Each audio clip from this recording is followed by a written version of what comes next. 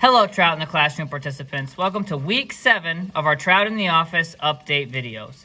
Last week, we showed you some preventative measures that you should take to take care of your aquarium and your fish prior to heading out for a long weekend or, say, Christmas vacation. We took those same measures for a long weekend where we weren't going to be able to come in to feed these fish or care for the water. And when we came in today, all the fish are still swimming around very happy, and they all look really healthy, and they're all very active. One reason why they're all very active is because I did want to do a water change immediately after I saw what the water quality parameters were for this week. So, when we took the water quality parameters, everything was looking really good. We have our pH still stable at about 8.2. Our ammonia is at about 0.25 parts per million. Our nitrites are at 0 parts per million. However, our nitrates are between 40 and 80 parts per million.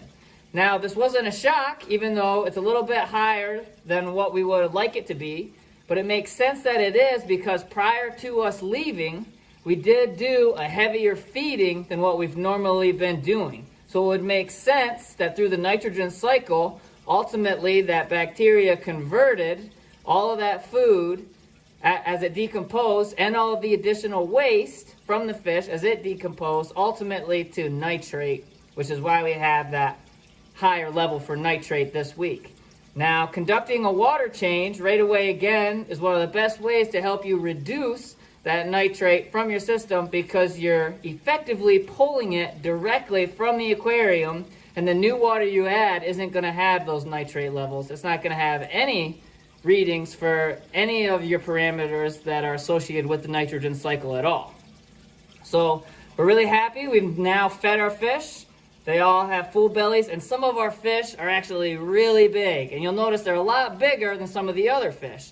And the reason why some of these fish are just going to grow faster is due to genetics. And as these fish get bigger, they're a little bit more competitive when it comes to food. And they seek out that better habitat, and they have now learned the best places in the aquarium for them to effectively get that food when we give it to them in the aquarium.